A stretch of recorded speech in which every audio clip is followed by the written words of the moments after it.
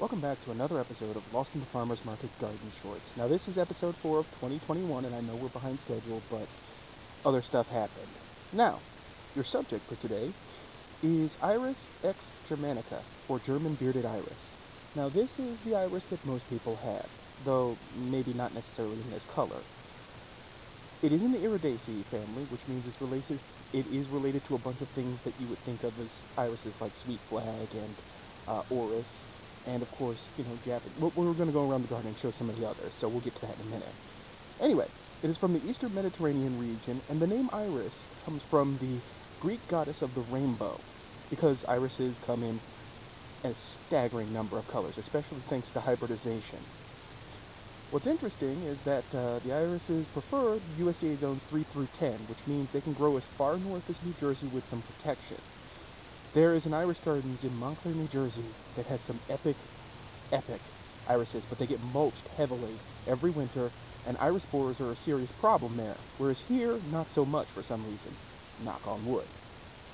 They prefer a soil pH of 6.8 to 7.0, and exposure of full sun, which, as you can see, they're definitely getting. Now, by full sun, that's at least 6 hours of direct sunlight. These ones are growing a little crookedy because of the angle of the tree line behind it, but that's okay. Can't have a video without someone loud piping in the background, am I right, folks? Well, anyway,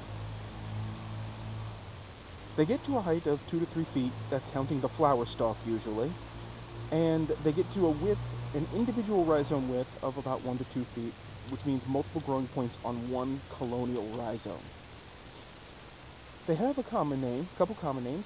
Common flag and German iris are the two most used ones. I just call them plain out irises because, again, this is the most commercially available type out there. They're super easy to grow, too. Firstly, they're tolerant of drought and deer, which is a double bonus. Their foliage is not edible, though their root can be used for a bunch of things. There's a condiment made out of it, but it also has some medicinal purposes. Additionally, the rhizomes do best at or near the soil surface, just like ginger, turmeric, or canna lilies. They don't need to be buried. They usually stick out and sort of colonize the surface and spread, which leads to the idea that these things migrate. They sort of spread out, and then eventually sections die, and it looks like they're migrating all over the garden. So your irises after 10 years might not exactly be in the same spot, which is really cool. What they leave behind is the decomposed rhizomes, which actually adds to the topsoil. So they are a soil builder, just a really slow one. Now here's the interesting thing. Iris germanica itself is presumed to be the father of all modern bearded iris. To that point, even the cultivars, I might add, there are thousands of forms of this specific perennial, and that's what it is a perennial, making ID complicated because we bred them for height and size and flower and color. Some are a little less bearded, some are more bearded. General ID is the best way to go with this. Now, I have 3 different types of bearded iris in the gardens. The yellow ones are just one. I'm going to show you the white ones in a moment. In fact, let's go over and we're going to take a little trip. Don't mind the jiggle vision, folks. Okay, here we go. Now these are white ones. Now, there's a funny story with these. When I got these as a cutting from a client I had back in around 2009, 2010, these were blue and white splotched, and they have reverted to pure white. I'm personally not complaining. The fact that they're blooming, now if you notice, they're shorter than the ones on that I showed you, the yellow ones. There are a variety of forms, and this apparently is a shorter, more compact form, or this may be an adaptation to where it was versus where it is planted now. Again, this backs up the thousands of forms thing. Let's see. Here's the interesting thing. The root can be dried and turned into things. I mentioned a condiment. There are some medicinal uses. However, as always, consult proper sources and skilled professionals before you try to treat anything with anything. The rhizome is said to be a diuretic, emetic, expectorant, I blame the pollen, and mildly purgative. As I said, the only pest of irises is the iris borer.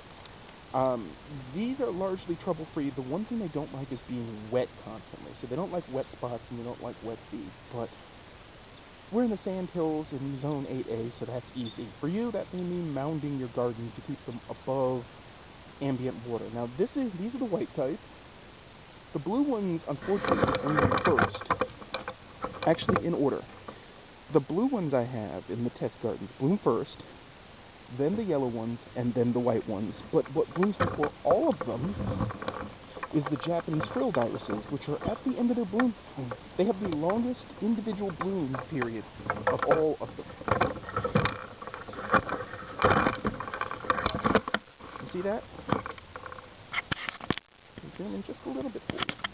That's them. Now they're at the end of their do the do. But what's interesting is that their foliage is very different.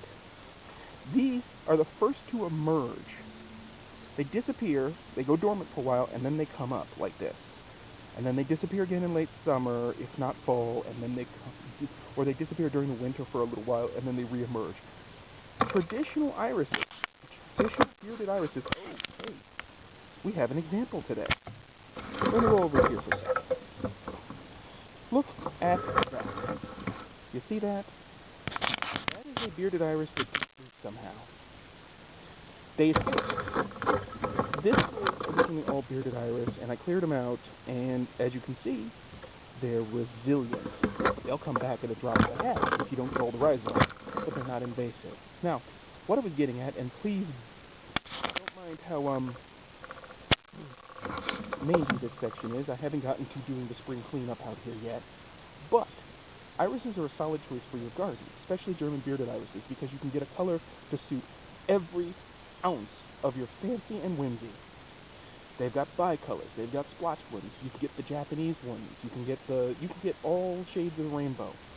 I think they even have black ones, or really, really dark red / really, really dark purple ones. So you got that too. There's an iris for every fancy, just like there is a daylily for every fancy. And we're going to get into daylilies later on, I think. But for the time being, that's what we're talking about, irises. As I said, you should have this in your garden somewhere as part of your perennial plan. They're easy, they're carefree. Once established, all you got to do is snip off the spent flower stalks if you don't want them to try to go to seed, and that's it.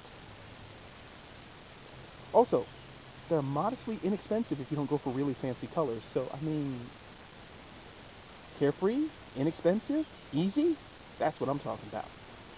That's all we have for you today on this episode of Lost in the Farmer's Market. I hope you like our field tours and our new stuff. We're going to have a bunch of shorts for you.